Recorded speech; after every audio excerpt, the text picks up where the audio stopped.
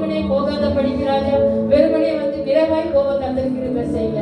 அப்பா இந்த நாளில் ஆண்டவர் வார்த்தை கொண்டு வர போதற்காக நன்றி. அப்பா நீங்கள் அவரை மறைத்து நீங்க வெளிப்பட படிக்க செபிக்கிறேன் ஆண்டவரே. இந்த நாளில் ஆண்டவரே போதனை ஆசீர்வதித்து வழிநடத்தி அந்த இயேசுவின் நாமத்தில் செபிக்கிறேன் நல்ல பிதாவே. ஆமென். ஆமென். praise the Lord.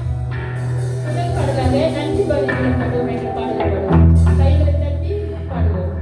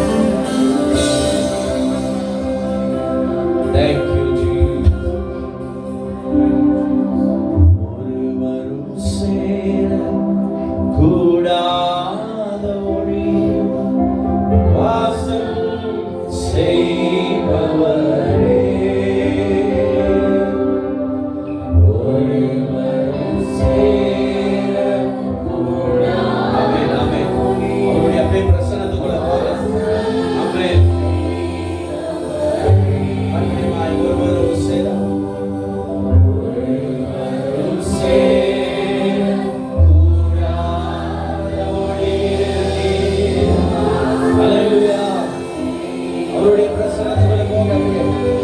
அவர் தான் பரிசுத்த நீரே பரிசுத்த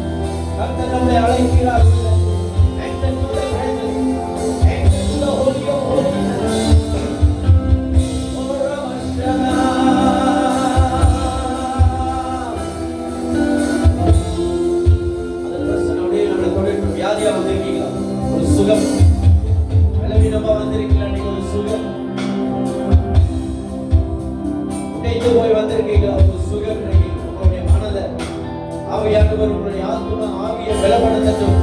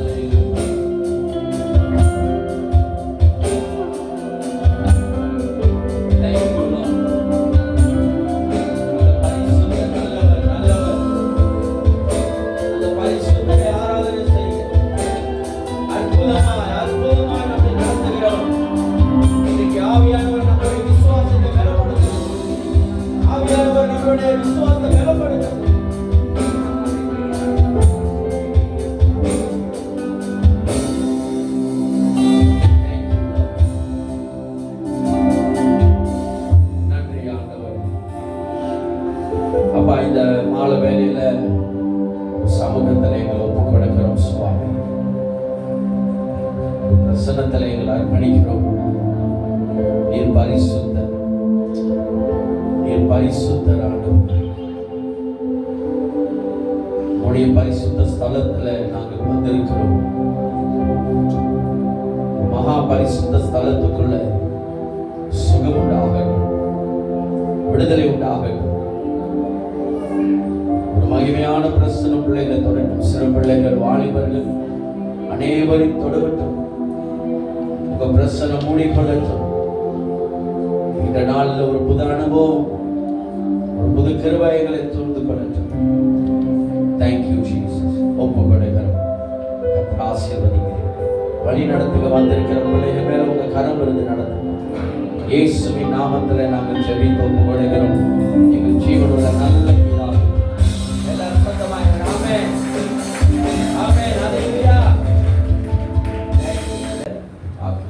சந்தோஷம். கர்த்தர் நல்லவர். புதிய நாளை நம்மளுக்கு ஆசீர்வதித்து கொடுத்திருக்கிறான் தேவன். நாமே இந்த நாளிலையும் தொடர்ந்து கர்த்தருடைய வார்த்தையை நாம் கேட்போம். புதிய நம்பிக்கை கொடுக்கக்கூடிய வார்த்தை, நம்மளை உருவாக்கக்கூடிய ஒரு வார்த்தை, பலப்படுத்தக்கூடிய ஒரு வார்த்தை. இந்த ஆண்டவருடைய வசனம் உயிர் வைக்கிற வார்த்தை. அல்லேலூயா. இந்த தேவ வசனம் வாழ்க்கையை புதுப்பிக்கக்கூடியது. ஆமென். ஹல்லேலூயா. எல்லாரும் நல்ல ஒரு ஆமென் சொல்லுங்க. ஆமென். சரி, இந்த நாள் உங்களோட கூட எரேமியா 18வது அதிகாரம், எரேமியா 18வது அதிகாரத்துல 1லிருந்து 6க்குள்ள நம்ம வாசித்து அதுல இருந்து நாம் சில விஷயங்களை நம்ம தியானிக்கலாம். Book of Jeremiah chapter 18 1 to 6.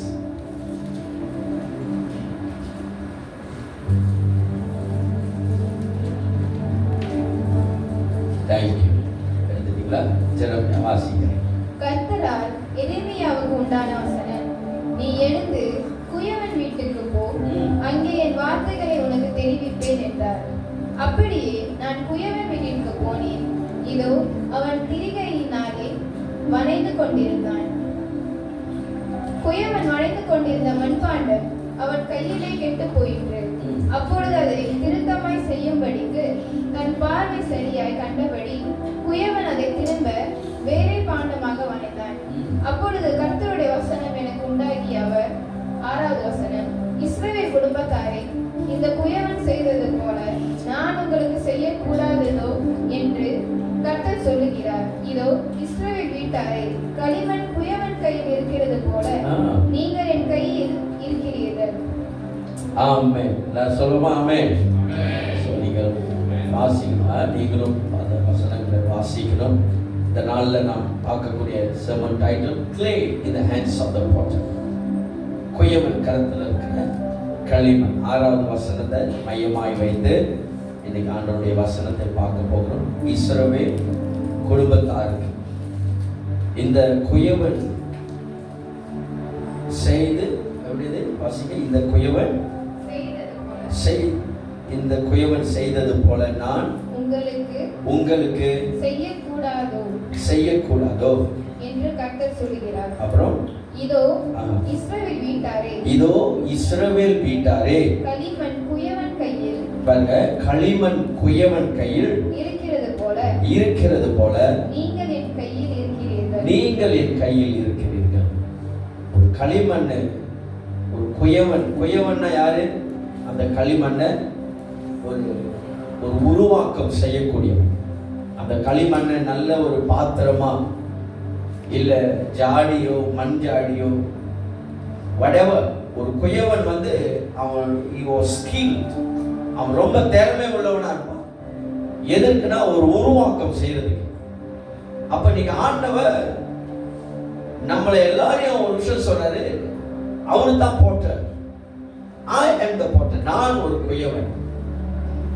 இந்த களிமண் தான் நம்மளை சொல்லுகிறார், உங்களை நான் உருவாக்கணும் அப்படின்னு சொல்றேன். களிமண் குயவன் கையில் இருக்கிறது போல நீங்கள் என் கையில் இருக்கிறீர்கள்.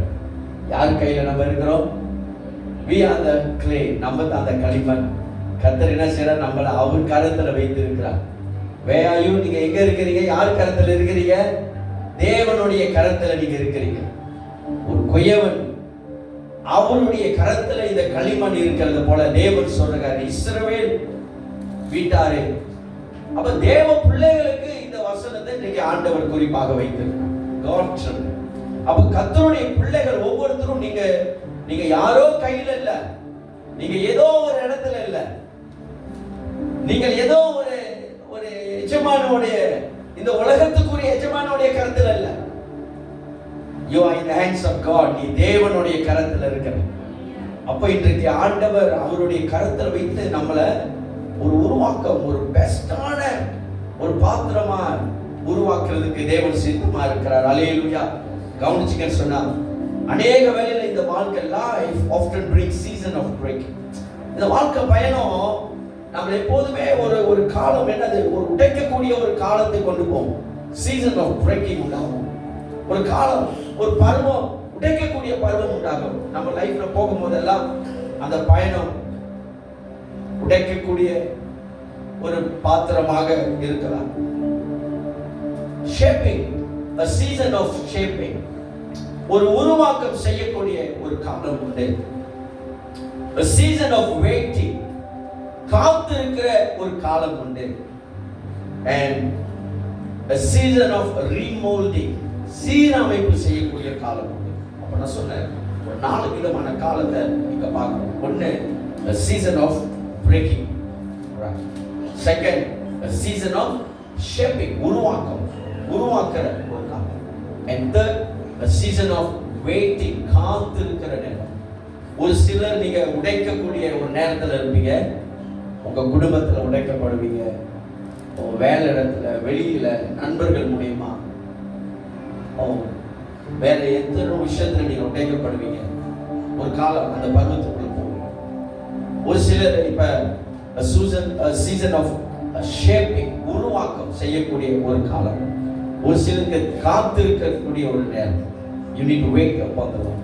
And ஒரு சிலருக்கு ரீமோல்ட் பண்ணக்கூடிய, சீரமைப்பு, ஒரு சீர்திருத்தம் செய்யக்கூடிய ஒரு காலத்துல இருப்பீங்க. அப்ப நீங்க இந்த சூழ்நிலையை நம்ம அறிந்திருக்கணும். ஒரு கஷ்டத்துல நீங்க போயிருக்கீங்கன்னு சொன்னா, ஒரு சூழ்நிலையை கடந்து போறீங்க அப்படின்னா, நீங்க நினைக்க கூடாது இந்த சூழ்நிலை எல்லாம் நம்மளை சாகடிக்கிறோம், இந்த சூழ்நிலை நமக்கு வரக்கூடாது, இந்த சூழ்நிலை நமக்கு வந்துடுது என்று நீங்க எந்த சூழ்நிலையிலும் நீங்க அதை குறித்து யோசித்து தேவன் மேல உள்ள விசுவாசத்தை இழந்துடக்கூடாது. கர்த்தருடைய வார்த்தையை உள்ள விசுவாசத்தை நீங்க இழந்துடக்கூடாது. இதெல்லாம் ஆண்டவர் நம்மளை உருவாக்குறதுக்காக வைத்து ஒரு பிரஷர், ஒரு பெயின், ஒரு டிலே, இதெல்லாம் ஒரு உருவாக்கம் செய்யக்கூடிய ஒரு காலம். நீங்க அதுக்கு நாங்க ஒப்புக்கொள்ள வேண்டும். நம்மளுக்கு விளங்காது சில வேளையில, சில சூழ்நிலை கடந்து போவோம். we don't understand, but அந்த நேரம் வரும்போது we will understand, விளங்கும்.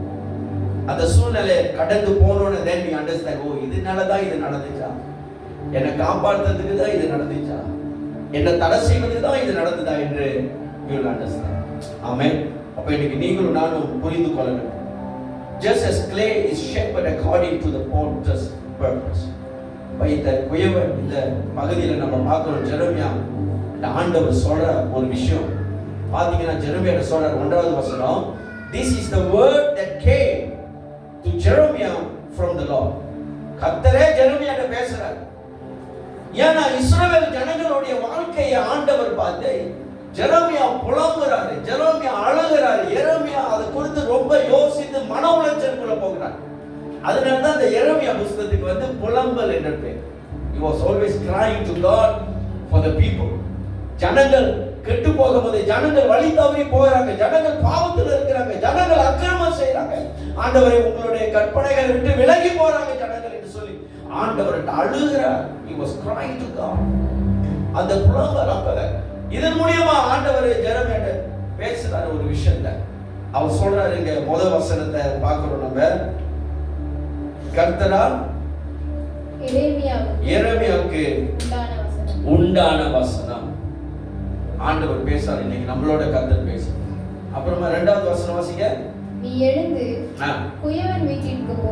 கர்த்தர் ஒரு பாடத்தை ஜெரமியாக்கு போதிக்கிறதுக்கு ஆண்டவர் சொல்ற, நீ எழுந்து குயவனோட வீட்டுக்கு போ. இன்னைக்கு சில வேளையில ஆண்டவர் உங்களை கூட இப்படி அனுப்பக்கூடும்.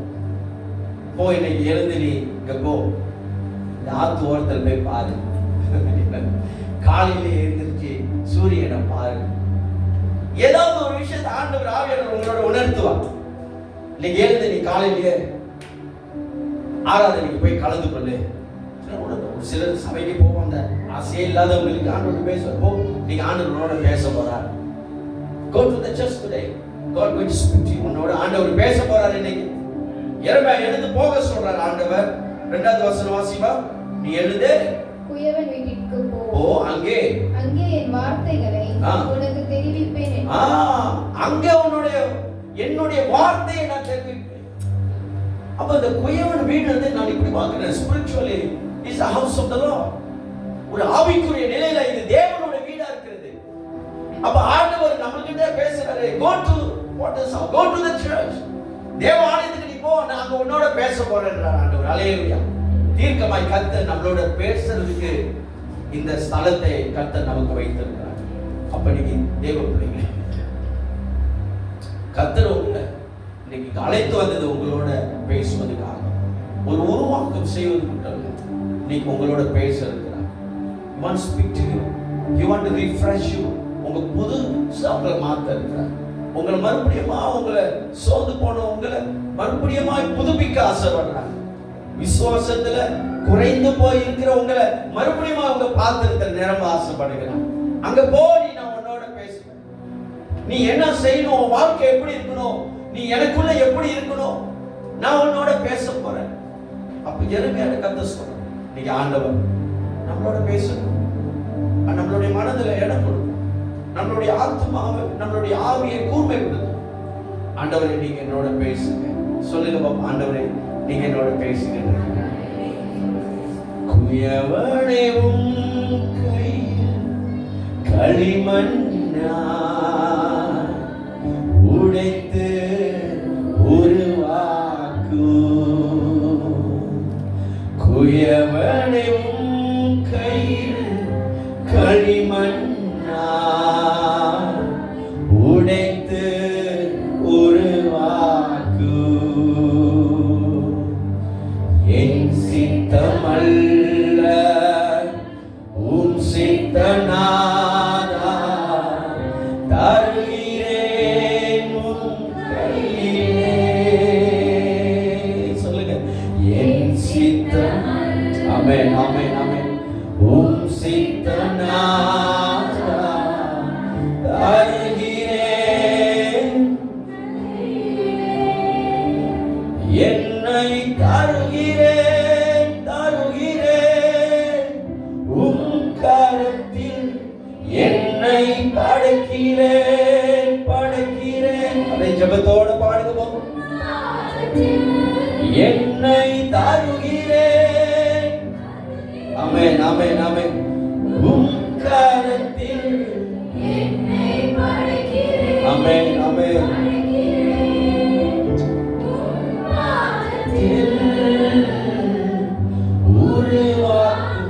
ஒரு ஜெபமா சொல்லு, ஆண்டவரே என்ன மோல்ட் பண்ணுங்க, என்ன மறுபடியும் உருவாக்க செய்யுங்க, என் கேரக்டரை பில்ட் பண்ணுங்க. உங்க மேல வைத்த அன்புல ஒரு உருவாக்கம் உண்டாகுங்க, என் விசுவாசத்துல ஒரு உருவாக்கம் உண்டாகும். ஓ நீங்க மாத்திரம் வந்தால் மாற்ற முடியும். ஓ உருவாக்குமே என்னை உருவாக்குமே. Thank you Jesus. ஆமென். இந்த மாணவரில தேவன் நம்மளை வழிநடத்தணும்னு ஆசைப்படுகிறார். God want to form it. ஒரு formation. ஒரு தாயின் கருவுல உண்டாக்க முடியவனை அழைத்தவர். There's no one could understand. இது யாரும் விளங்கிக் கொள்ள முடியாது. கர்த்தர் தாயின் கருவிலேயே நம்மளை அழைத்திருக்கிறார். அந்த அழைப்பை யாரும் அறிந்து கொள்ள முடியாது. ஆனா இன்னைக்கு ஆண்டவர் நம்மளோட பேசுவது மூலமாக, வசனத்தின் மூலமாக நம்ம அறிந்து கொள்கிறோம். God has chosen me even before I was created. I was formed in my mother's womb. என்னை உருவாக்குங்க ஆண்டவரே. இன்னைக்கு அந்த உருவாக்கம் நம்மள்ட்ட கேட்கிறார்.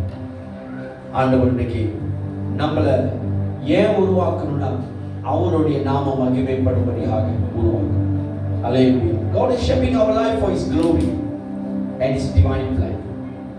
God wants to shape us for His glory and for His divine plan.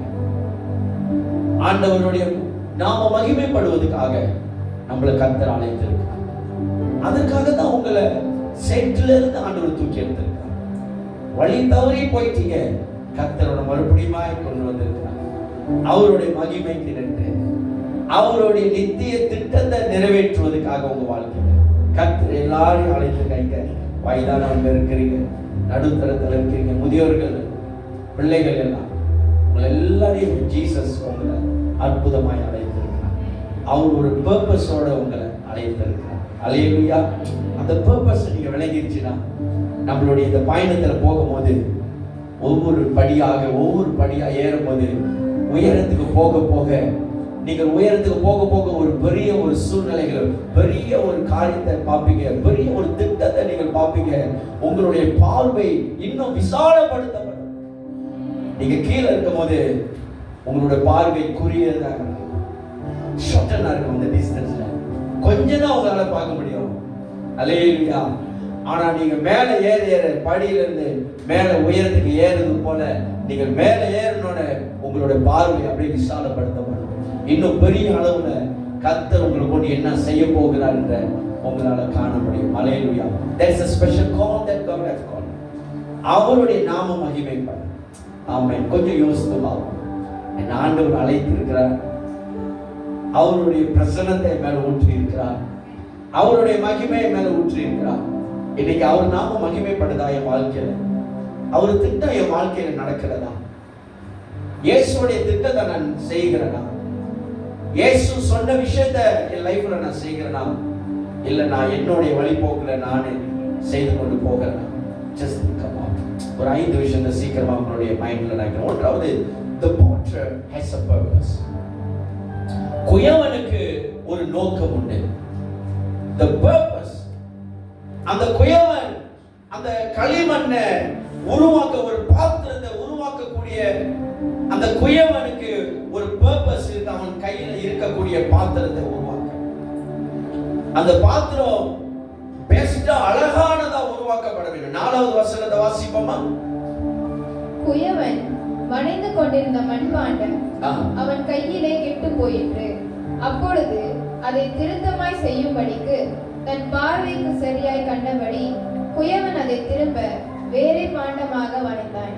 பாருங்க, இதுதான் ஒரு குயவன் கடத்தலர்களை கூட ஒரு மண் பாண்டமா வைத்துக் கொள்ளும் கிளே. இது அழகா உருவாக்கப்பட்டுச்சு. அதனால தான் கடைக்கு வந்துருச்சு, வாங்கியாச்சு. ரொம்ப அழகா இருக்கு இந்த ஷேப். இந்த வசனத்தை நீங்க வாசிக்கும் போது ஆண்டவர் அந்த குயவனுடைய கரத்தில் இருக்கக்கூடிய களிமண் எப்படி இருந்துச்சு? அது கெட்டு போயிருந்தது.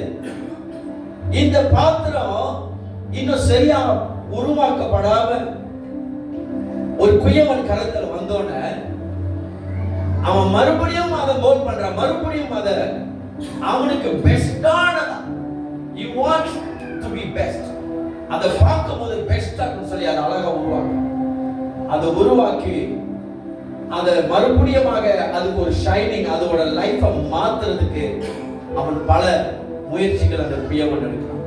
இப்ப நான் சொல்றேன், அந்த குயவன் அத்தனை நோக்கமும் நிறைவேறுவதற்காக ஆண்டவர் அந்த குயவனை ரொம்ப ஸ்பெஷலா வைத்திருக்கிறார். அந்த குயவனை நீங்க தேவனை பார்க்கலாம், அந்த குயவனை ஒரு போதகரா நீங்க பார்க்கலாம், அந்த குயவனை ஒரு தீர்க்கதரிசியாய் நீங்கள் பார்க்கலாம். சாமுவேல், சிறுவன் சாமுவேல ஆலயத்துல கொண்டு விட்டோன்னு அந்த தேவ ஆலயத்துல ஏலி இருந்தார், ஆசாரி.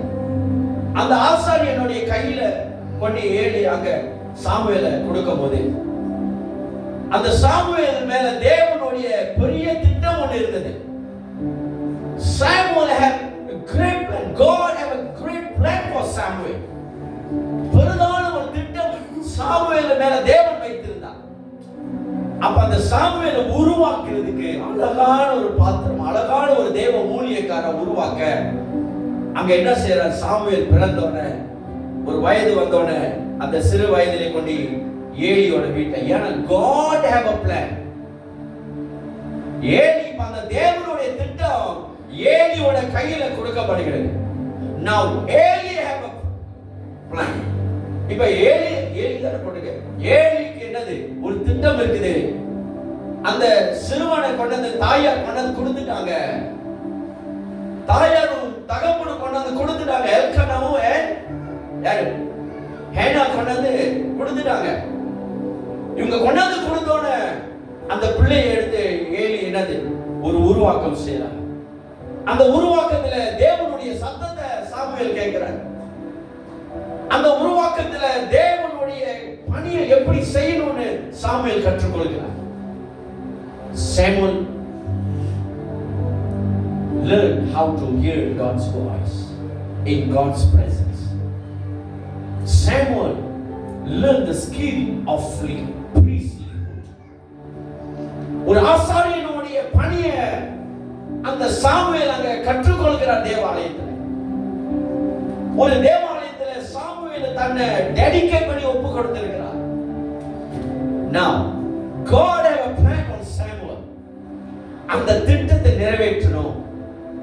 இன்னைக்கு பிரியமான தேவர்களே, கர்த்தர் உங்களை ஒரு குயவன் கரத்துல கொடுத்திருக்கிறார்னா ஒரு ஊழியக்கார கரத்துல நீங்கள் இருக்கிறீங்கன்னு சொன்னா, ஒரு தேவ மனுஷனோட மேன் ஆஃப் காட் கரத்துல நீங்க இருக்கிறீங்கன்னா, you have a purpose. நீ தேவ சத்தத்தை நீ கேட்க லேர்ன் பண்ணுவ. சாமுவேல் போல தேவ ஆலயத்துல நீ ஆசாரிய தூதத்தோடைய பணிகளை செய்ய கற்றுக்கொள்வ, ஊழியங்களை செய்ய கற்றுக்கொள்வ. நீ அநேகருக்கு சுகமும் விடுதலை கொடுக்கக்கூடிய ஒரு பாத்திரமாவ. ஒரு தீர்க்கதரிசி, தேவ சத்தத்தை கேட்டு தீர்க்கமாய் பேசக்கூடிய ஒரு தேவ மனுஷன் ஆக முடியும். That's a great call, the purpose that God has. அப்ப எரேமியாவை ஆண்டவர் அனுப்பி அங்க பார்க்க சொன்னது, அந்த ஜனங்களை எல்லாரையும் நான் ஒரு ஆசாரியன் கூட்டமாய் எழுப்பணும். இஸ்ரவேல் ஜனங்கள் எல்லாரும் என் பிள்ளைகளாய் எழுப்பணும். இஸ்ரவேல் ஜனங்கள் எல்லாம் ராஜாக்களாய் எழுப்பணும். இஸ்ரவேல் ஜனங்கள் எல்லாம் ஒரு ஆசாரியனா பிரீஸாக எழுப்பணும். தேவன் திட்டமிட்டிருந்தார். இப்ப அவர்களுடைய வழிகளை விட்டு வருவதற்காக ஆண்டவர் அந்த படத்தை அப்படியே பிக்சரை ஒரு குயவனுடைய காரியத்தை வைத்தாங்க, வெளிப்படுத்தி காட்டுறாங்க. ஆமென். And God have a plan for you today. அந்த நோக்கத்தை நிறைவேற்றும்படியாக கர்த்தர் உங்களை அழைத்திருக்கிறார். ஐசையா 64வது அதிகாரம் 8வது வசனத்தை வாசிக்கிறீங்களா? ஐசையா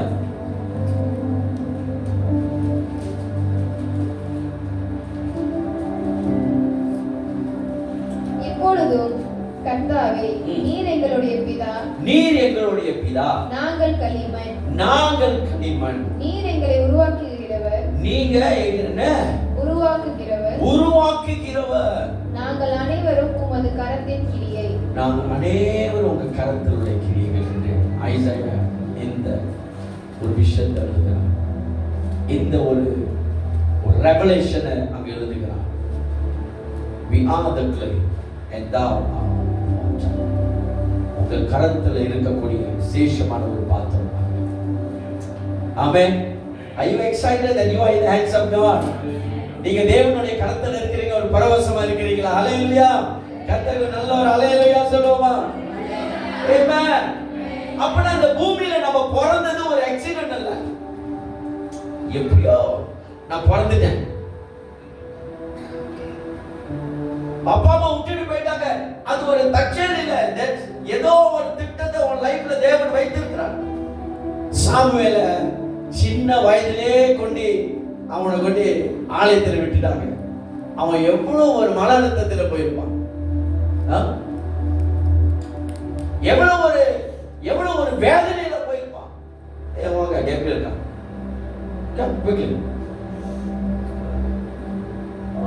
நெக்ஸ்ட் டைம் போட்டு மாசத்திரி போடுவேன்.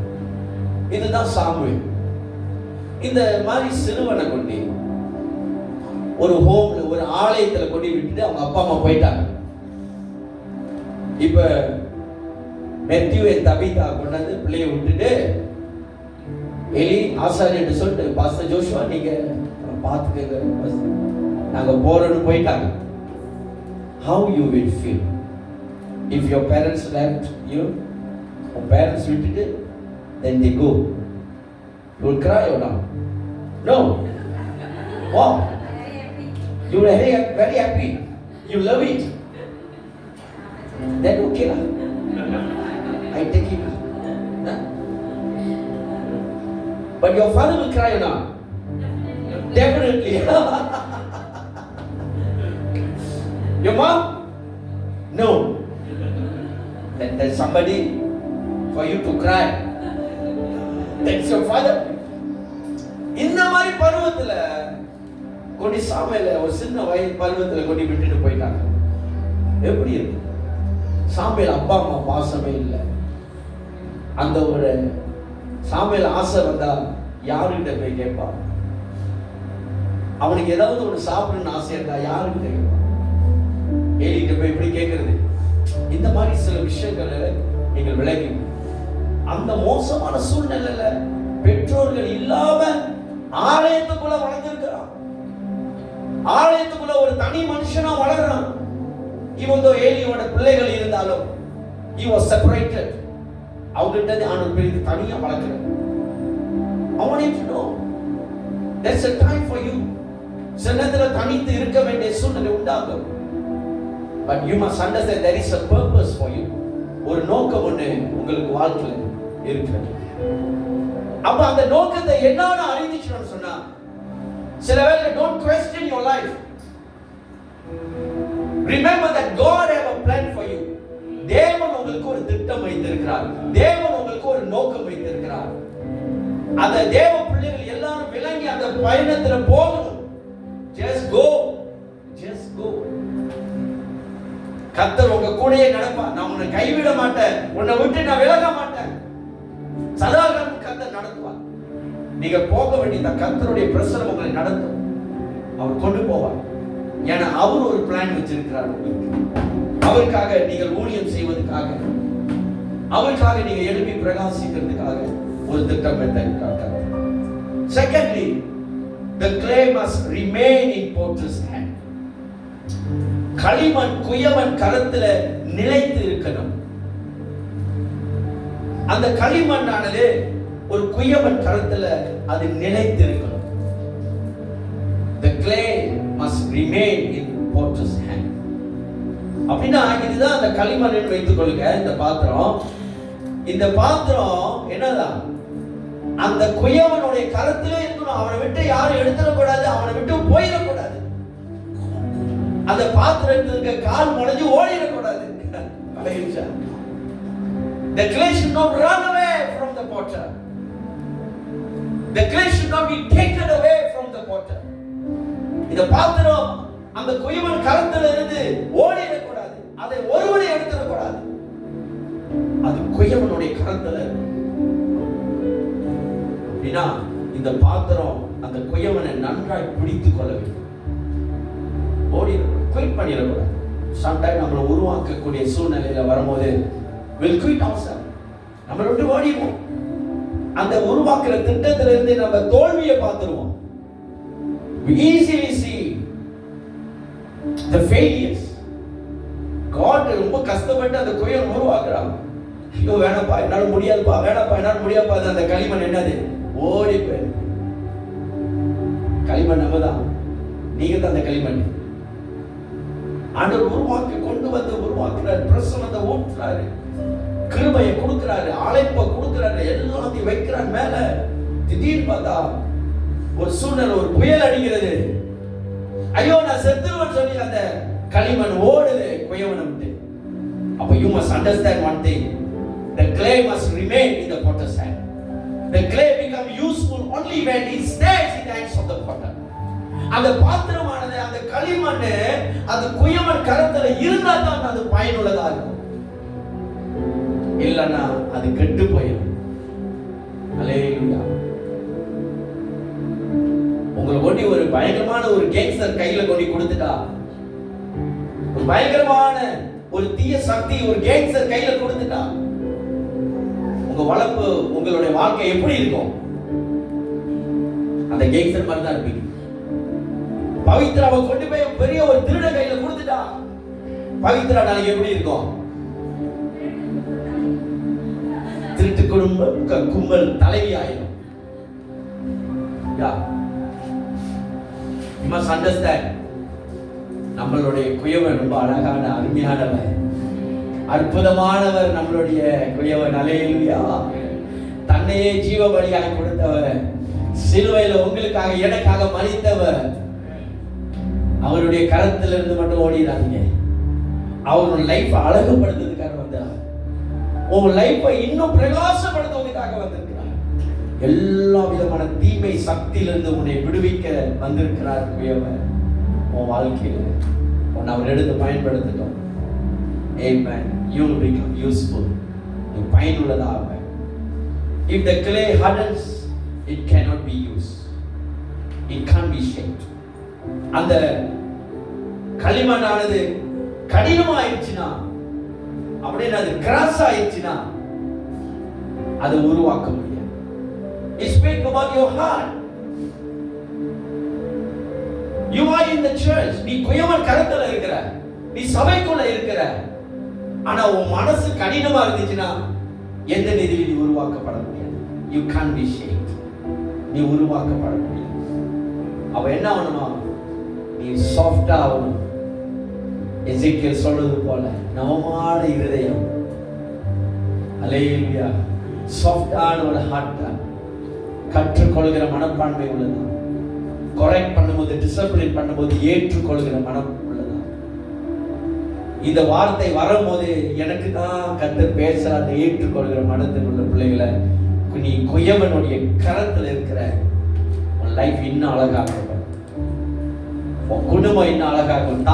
தலைமுறைக்கும் தேவ கிருபை உன் லைஃப்ல பெருக ஆரம்பிக்கும். அல்லேலூயா. Generation to generation you will find favor. அப்படின்னா நான் சொல்றேன், தலைமுறைக்கும் கர்த்தர் நல்லவர். ஆமென். மூன்றாவது, the potter does not throw away the marred clay. எந்த சூழ்நிலையிலும் அந்த கெட்டுப்போன களிமண்ணை குயவன் வீசுவதில்லை. அப்படின்னா நீங்க வழி தவறி போயிருக்கலாம், பாவம் செய்திருக்கலாம், தப்பு பண்ணியிருக்கலாம், கடவுளை விட்டு போயிருக்கலாம். ஆனா அந்த குயவன் உங்களை வீசுவதில்லை. தேவன் உங்களை வீசுவதில்லை. உன்னை மறுபடியுமாய் அவர் பக்கம் கொண்டு வருகிறார். 4வது வசனத்தை வாசிமா. குயவன் வளைந்து கொண்டிருந்த மண்பாண்டம் அவன் கையிலே கெட்டு போயிற்று. கவனிங்க, அவன் கையிலே கெட்டு போயிட்டு அப்பொழுது அதை திருத்தமாய் செய்யும்படி, மறுபடியுமாய் அதை திருத்தமாய் செய்யும்படி தன் பார்வைக்கு சரியாய் கண்டபடி குயவன் அதை திரும்ப, அதை மறுபடியுமாக வேறே பாண்டமாக வணைத்தான். இன்னொரு பாண்டமாக வணைத்தான். அப்படியே வீசல, அதை கெட்டு போனதை வீசல. It doesn't throw away the marriage, but he took that, molded it another beautiful clay. இன்னொரு அழகான ஒரு பாத்திரம். நீங்களும் நானும் அநேக வேளையில கெட்டு போயிருக்கலாம், அநேக வேளையில நம்ம ஆண்டவர் விட்டு விலகி போயிருக்கலாம், அநேக வேளையில சூழ்நிலைகள் நம்மளை அப்படியே திசை திருப்பி கொண்டு போயிருக்கலாம். ஆனா அந்த குயவன் கர்த்தர் உங்களை ஒரு நாள் விடுவதில்லை. அவர் கரத்தை வச்சு மறுபடியும் பேசிட்டு அவங்களை உருவாக்குவார். அல்லேலூயா. உருவாக்குற இடம் தான் சபை, சர்ச். பாடல்களை பாடி துதிக்கும் போது, வார்த்தையை கேட்கும் போது, காட் பிரசன்ஸ் உங்களை மூல் பண்ணிக்கிட்டே இருக்கும். ஒரு ஆமென் சொல்லுங்க. What a beautiful picture. எவ்வளவு அழகா இருக்கு. இது கெட்டு போச்சு, இது என்னது மேலான வீசல. இன்னைக்கு நம்ம எல்லாம் கெட்டு போன பொருளை வீசிடுவோம் தானே, எது வச்சிருக்கிறது இல்லை. ஆனா காட் மறுபடியும் மோல் பண்றார். நீ எந்த சூழ்நிலையில இருந்தாலும், நீ தவறான முடிவு எடுத்திருக்கலாம், ஒரு ராங் டிசிஷன் எடுத்திருக்கலாம், ஒரு பாவமே செய்திருக்கலாம், ஒரு டிசப்பாயின்மெண்ட் உண்டாயிருக்கலாம். But God never throw you. அவர் மோல் பண்ணணும்னு ஆசைப்படுறார். உன் லைஃபை மாற்றணும், உன்னை தொடணும், ஒரு ரெஸ்டாரேஷன் உன் லைஃப்ல கொண்டு வரணும், ஒரு உயிர்ப்பித்தல் உன் லைஃப்ல கொண்டு வரணும்னு இருக்கிறார். நீங்களும் நானும் கர்த்தருடைய கரத்துல இருக்கிறோம். அல்லேலூயா. ஆண்டவர் தற்செயலா எதுவுமே செய்வதில்லை. அவருடைய கிரேட் பிளான் கீழே அவர் உங்களை நீங்க இன்னும் நாளைக்கு பார்க்கலங்க. ஆனா அவருக்கு நம்ம லைஃப் நாளைக்கு எப்படி இருக்குன்னு அவருக்கு தெரியும். 2027 நம்ம இன்னும் பார்க்கலங்க. ஆனா 2027 நம்ம எப்படி இருப்போம், நம்ம சபை எப்படி இருக்குன்னு கர்த்தருக்கு தெரியும். He understands everything. Nothing, எதுவுமே அவர்கிட்ட மறைய முடியாது. அப்ப today everything about this. அவர் ஒரு நாளும் நம்மளை விட்டு விலகுவதில்லை. கர்த்தர் நம்மளை ஒரு நாளும் நம்மளை வீசுவதில்லை, புறக்கணிக்கிறதில்லை, புறப்பை தள்ளுவதில்லை. எப்பொழுதும் அவர் பக்கமாய் நம்ம எடுத்துக் கொள்கிறார். அவ்வளவு மனதுருக்கம் உள்ள கர்த்தரை நம்ம ஆராதிக்கிறோம். இந்த மாலை வேளையில அந்த தேவன் மேல ஒரு நம்பிக்கை, அந்த தேவனை நம்ம விசுவாசிப்போம். கர்த்தர் சமூகத்துல நம்ம ஒப்பு கொடுப்போம். கர்த்தருடைய கரம் நம்மளை நடத்தட்டும். அல்லேலூயா. இந்த ப்ரோசஸ்ல போகும்போது 4வது விஷயம், the process includes the fire. இந்த குயவன் அந்த களிமண்ணை ஒரு அழகான ஒரு பாத்திரமா உருவாக்கும் போது, அது உருவாக்கின பிற்பாடு அதை கொண்டு என்னது அப்படியே அக்னியில வைக்கப்படும். நெருப்புல வைக்கப்படும், சோதிக்கப்படும். ஏன்னா அது சரியான அந்த அந்த மிக்ஸ்சர் சரியா இல்லைன்னா, அந்த களிமண்ணுக்கு வேண்டிய பொருட்களை சரியா அதுல கலக்கலன்னா, அதை குலைக்கலன்னா, அது என்ன ஆகும்னா நெருப்புல போட்டு கிராக் விட்டுரும். நீங்கள் பார்த்துருப்பீங்க, சட்டி செய்யறவங்களை போய் பாருங்க, நீங்க பார்த்தா உங்களுக்கு தெரியும். சில பாத்திரங்கள் களிமண்ணில் செய்யறவங்க அதை செய்த பிற்பாடு அதை நெருப்புல கொண்டு அதை வைக்க வேண்டும், அதை புடம்பிடப்படணும். அந்த நெருப்புல வைத்தோட அந்த நெருப்புல இருக்கும்போது பெஸ்டானது என்ன தெரியுமா, அதுல கிராக் விழுவாது, அழகா நாட்கள் பயன்படுத்தக்கூடும். நீங்க ஆண்டவர் நம்மள அப்படிதான் சும்மா கொஞ்ச நாளைக்கு யூஸ் பண்ற, கடைசி வரையும் ஜீவன் போகிற வரையும் கர்த்தர் எடுத்து பயன்படுத்துவார். அப்ப இன்றைக்கு நீங்க புரிந்து கொள்ளணும், ஒரு ப்ராசஸ்ல நீங்க போவீங்க.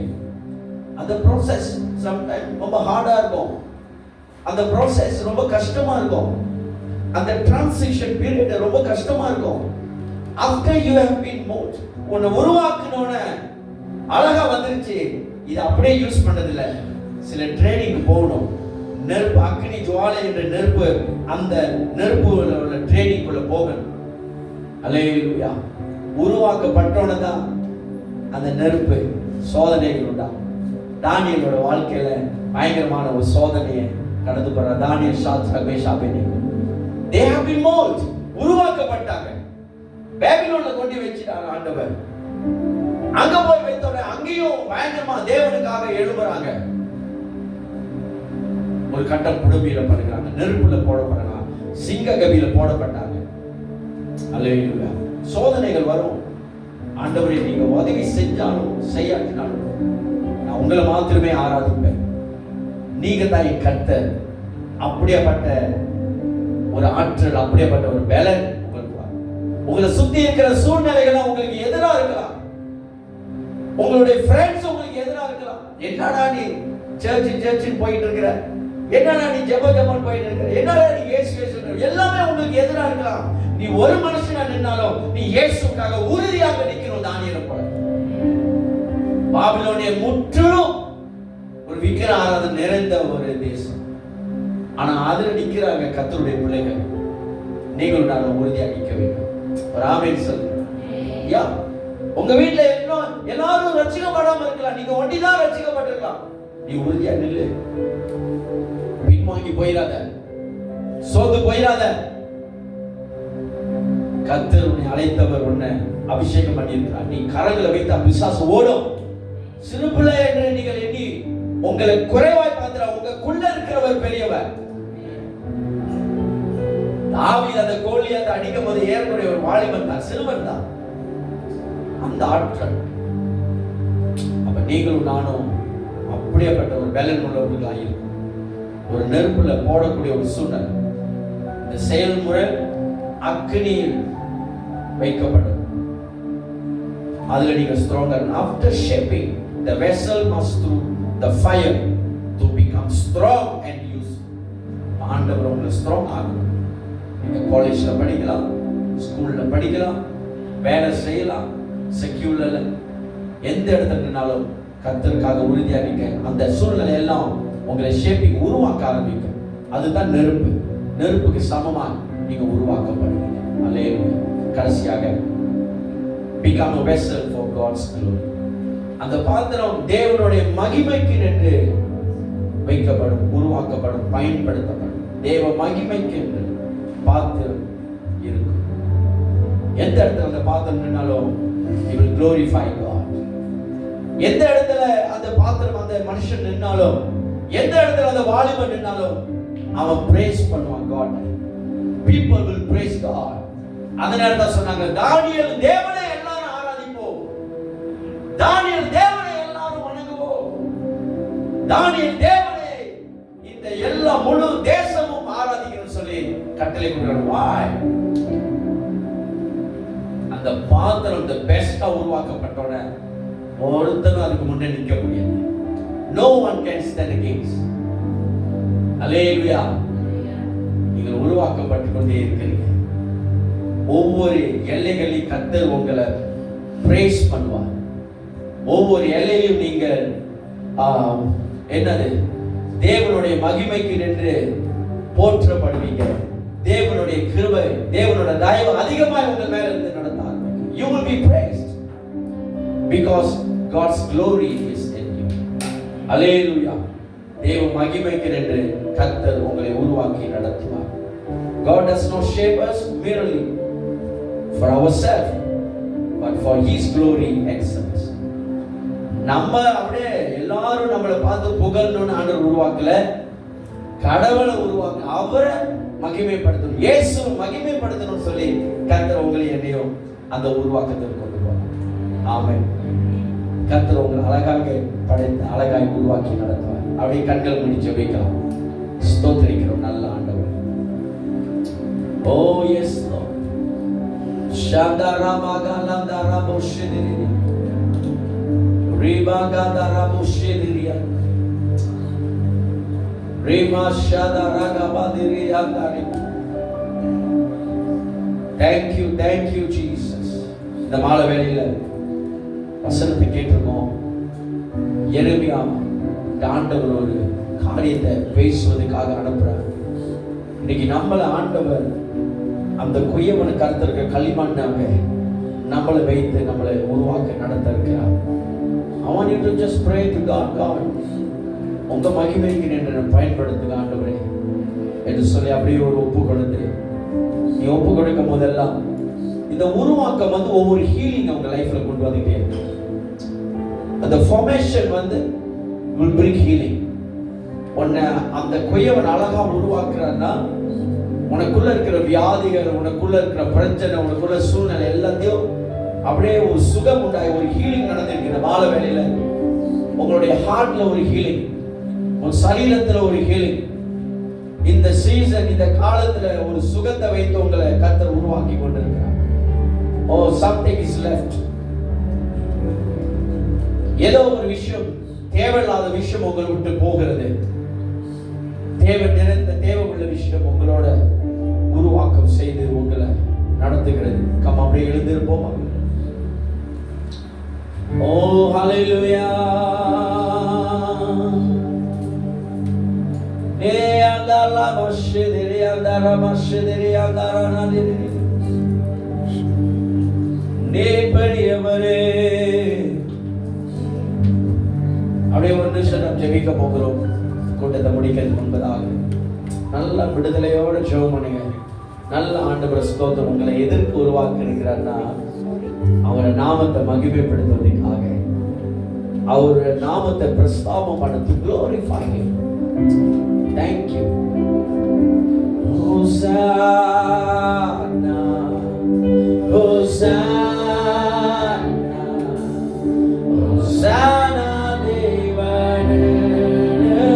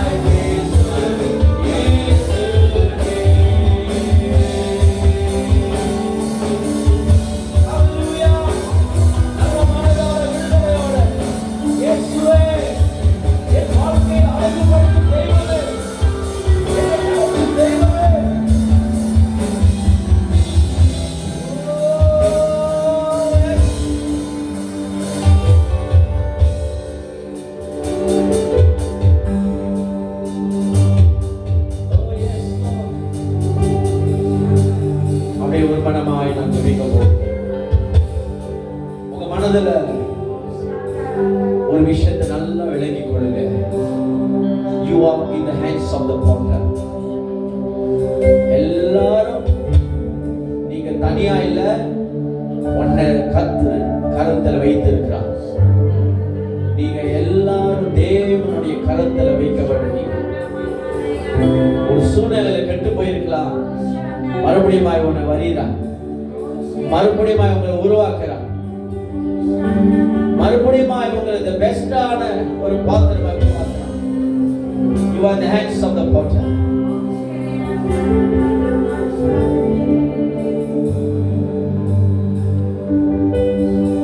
Jesus, Father, we thank you.